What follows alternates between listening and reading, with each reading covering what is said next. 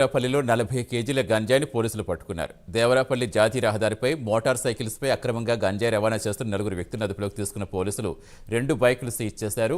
Visakha agency ప్రాంతం నుంచి కేరళ కోయంబత్తూరుకు అక్రమంగా గంజాయి తరలిస్తున్నట్టుగా గుర్తించారు పోలీసులు. ముందస్తు సమాచారం మేరకు తనిఖీలు చేపట్టి గంజాయిని పట్టుకున్నామన్న పోలీసులు కేసు నమోదు చేసి విచారణ చేపడుతున్నట్టుగా తెలిపారు.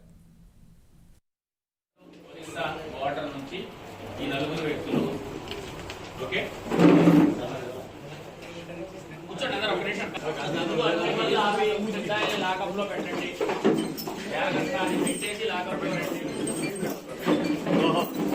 జాగ్రత్తగా 2 మోటార్ సైకిల్ని సుమారు 40 కేజీల గంజాయిని స్వాధీనం చేసుకోవడం జరిగింది. ఈ గంజాయిని ఛత్తీస్గఢ్ ఒరిస్సా బార్డర్ నుంచి ఈ 4 వ్యక్తులు కూర్చోండి అందరూ ఒక నిమిషం.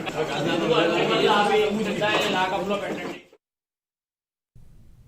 అనకాపల్లి జిల్లాలో మన్యం నుంచి మైదాన ప్రాంతానికి తరలిస్తున్న 100 కిలోల గంజాయిని బుచ్చయ్యపేట పోలీసులు స్వాధీనం చేసుకుని 3 వ్యక్తులను అరెస్ట్ చేశారు. బుచ్చయ్యపేట చెరుకు కాట వద్ద వాహన తనిఖీ చేపట్టిన పోలీసులు అటుగా వస్తున్న కారును ఆపి తనిఖీ చేయగా అందులో 100 కిలోల గంజాయి లభ్యమైందని డీఎస్పీ శ్రావణి తెలిపారు. గంజాయిని స్వాధీనం చేసుకుని కారులో ఉన్న 3 వ్యక్తులను అరెస్ట్ చేశారు. నిందితులకు గంజాయిని విక్రయించిన వ్యక్తి గురించి పోలీసులు ఆరా తీస్తున్నారు.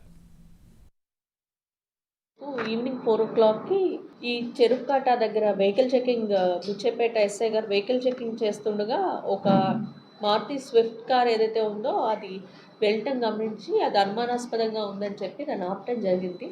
ఆపితే వాళ్ళు ఆపకుండా వాళ్ళు ఫాస్ట్గా వెళ్ళిపోయారు. అప్పుడు వాళ్ళు ఎస్ఐ గారు ఆపాక దాన్ని మనం చెక్ చేస్తే అందులో డ్రైవర్ పక్కన ఒక అతను అండ్ వెనక సీట్లో ఒకడు, టోటల్ 3 కూర్చుని ఉన్నారు. వాళ్ళని మనం అడిగి కార్ చెక్ చేస్తే అందులో మనకి అరౌండ్ 100 kgs ఆఫ్ గాంజాయి దొరికింది. సో వాళ్ళు రాజస్థాన్కి చెందిన వాళ్ళుగా తెలుస్తుంది. ఇప్పుడు వాళ్ళు ఆ టోటల్ వర్త్ ఆఫ్ 1 lakh పెట్టి వాళ్ళు ఒరిస్సాకు చెందిన ఒక వ్యక్తి దగ్గర ఈ గంజాయి ప్రొక్యూర్ చేశారు. ఏం చేస్తారు అంటే వాళ్ళు రాజస్థాన్ వెళ్ళేసి అక్కడే చిన్న చిన్న ప్యాకెట్స్ కింద వాళ్ళు పర్సన్స్కి అమ్మటం అండ్ వాళ్ళు సొంత ప్రొక్యూర్మెంట్ సొంత వాడకానికి ఉంచుకోవటం లాంటి పనులు చేస్తారని తెలిసింది. వీళ్ళని